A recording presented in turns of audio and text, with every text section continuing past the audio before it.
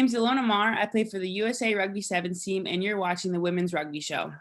Hello, and welcome back to the Women's Rugby Show. I'm Sam, by the way, and welcome to episode 3 of our One to Watch in 2022 series. In this episode, we are speaking to Alana Bainbridge from DMP Sharks about the struggles that DMP have had this season, but how they are pushing through that, and also how she's looking to go forward in 2022 and her aspirations for the year. Before we get into this video, make sure you like this video on YouTube, check us out across all social medias, and also subscribe to us on YouTube as well. Having done all that, well, let's get into this video.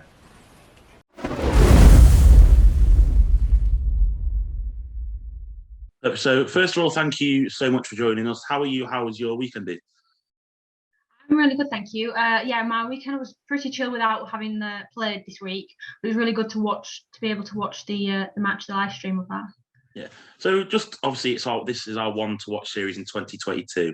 So, just to tell the viewers, a little bit about you. How kind did your career start? Was it at Sandal, or is that you getting that?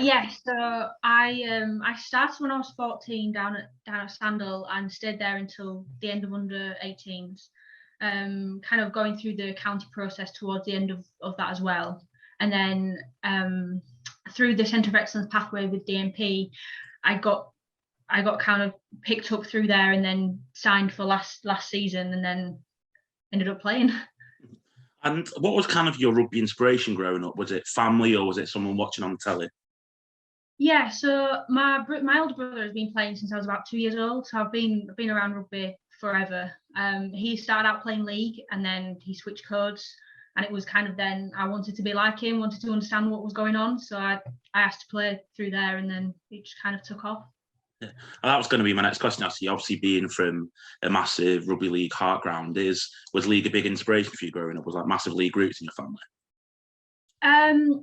I wouldn't say there was massive league roots. We were big Leeds Rhino supporters, so we used to go watch those matches quite often. And my kind of biggest inspirations, kind of all around sporting people, Kevin Sinfield and Rob Burrows. And obviously Kevin Sinfield has kind of switched codes, and Rob Burrows obviously leads through and through. But kind of how they conduct themselves on and off the pitch is just amazing. It just so happens they come from a league background. You mentioned the Yorkshire pathway. You captained Yorkshire under 18s, is that right? Yeah. How was that as an experience? That was good. That was unfortunately got cut really short through COVID. It was kind of January, February 2020. So it was we only really had one fixture, which was really good. And unfortunately, we'd done the sevens and the sevens X, and then during the 15 side, I picked up a shoulder injury, so I only managed to play about 3 minutes of that. But it was unfortunate, but it was a really good experience, and really honoured to be kind of named captain for that. Is that leadership something that you pride yourself on in the game? I like to think so. It's harder coming into the women's game than it was kind of at under 18s and things. I've always kind of been placed in that leadership role, so I kind of feel I'm quite good at it.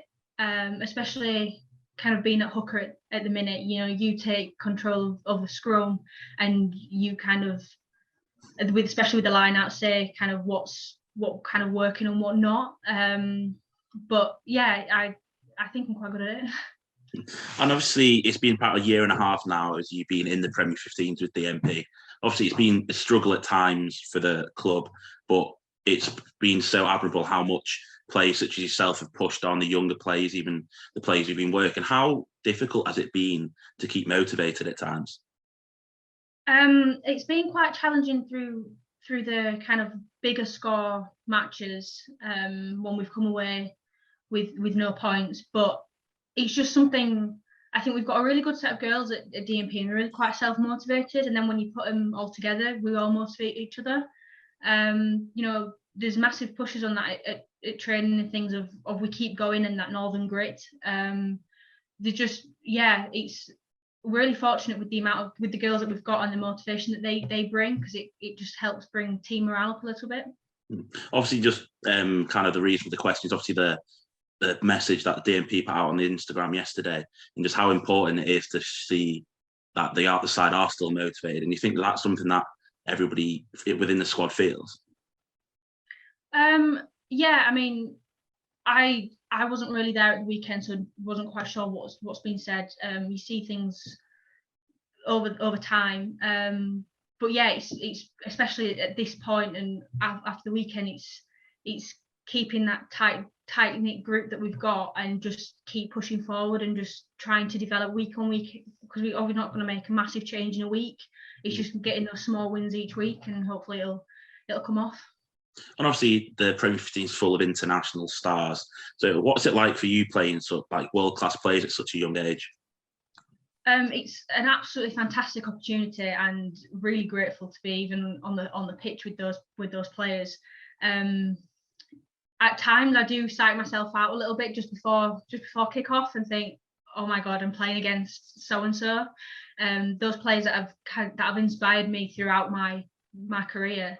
But it's fantastic because you watch the analysis back and you watch the previews, and you take things from each player and try and put it into your own game. Who's kind of been your toughest opposite number this year then? I'd definitely say Amy Kane and Lat Davis are challenging ones to play against, but there's so many from so many different teams, like the Sales girls and things. It's just amazing to be able to have that competition. And is obviously Amy and Lark is England's hookers. Is their game something you model your own style of play on? I try to pick up different things from them and how they work around the park and things, but I try not to. I like to pick things up, but not try and be like them, because then I lose what I've been selected for and how I play. So there's bits that you can pick up, but I don't overthink it as much. If that makes sense. Obviously, you were with England under 20s and the England under 20s camp over the summer. How was that as an experience, being trained in a Red Rose shirt? Really, really good. Picked up some really good pointers, especially from a set piece hooking kind of process. Absolutely fantastic set of girls, and it just drives your ambition that little bit further, and how you look at the players from other clubs, and when you're all together, it works really well. So you're always pushing yourself for the team, because it's kind of that next step up.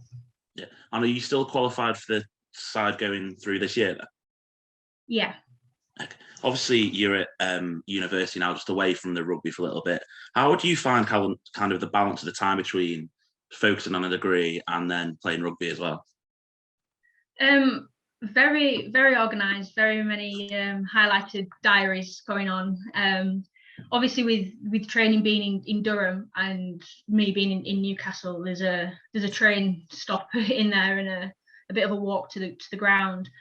It is really about being organised, and I've kind of got that balance quite well at the minute. And the Luffers and all of them at DMP are really understanding. Like, if you go, right, I've got this exam or I've got this assignment due in, I'll be a bit late, or I can't quite finish this time. They're really understanding with that, and same with the university as well. They're really understanding at the level I play at and looking to kind of help me through that, especially with the degree that we're doing. It's not easy on its own. Yeah, and obviously you mentioned a law degree. How did you kind of get into that? Is that something you've always wanted to do?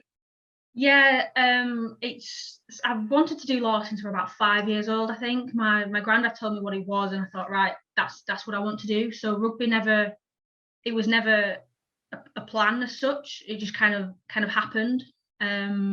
All my time through school and the subjects that I chose for GCSE and A level were all very academic and very much to get me to a law degree. So it's quite a surprise that rugby's come along and taken off, to be honest. And obviously there's books rugby while you're at uni. How have you found that as kind of a different side away from DMP? It's quite good, because I don't feel like there's the much pressure of the Allianz at times. It is a bit more relaxed at training and things in comparison. Great set of girls and great set of coaching and S&C and all the rest of it. So you can kind of take one from the other, and if I've had a really stressful week at Sharks, or the match hasn't gone quite to pot, I go back to Newcastle, and then it kind of reminds you why you're playing, the enjoyment out of it. Yeah. And do you think the kind of books level is an important pathway to the Premiership teams to getting talent that's not maybe being picked up at other levels? Yeah, I mean, the books level, especially kind of where Durham and Northumbria is a really competitive league. I mean, when we played Glasgow and Loughborough and Beckett's, they've been tough matches, and there's good girls in both sides that are, you know, with the right coach and things, can really become great players. So it is about kind of that development now will help further down the line. Yeah. And obviously this is our one to watch for 2022 set of videos. So what were your kind of aspirations for this year? So come December time, what would you like to have achieved this year? I'd like to be in kind of get called back into 20s camp. That'd be fantastic, and kind of play those fixtures towards the end of the season.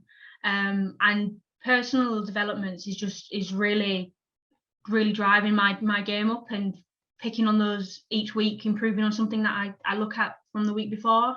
And kind of as a team, a win would be fantastic. And I'm sure the girls keep pushing it. It'll come by the end of the season. And finally, what about 5 years' time? It will still kind of be the beginning of your career, reaching the peak. And so, what would you like to be in 5 years' time? You know, it's hard to say at this point with where I am at the minute, and kind of where university takes me in that sense.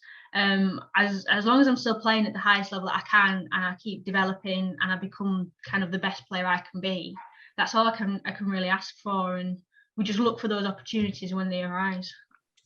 So thank you so much for chatting to us today. Thank you for taking time out of your day. Good luck for the rest of the season, and good luck for 2022 as well. Thank you for having me.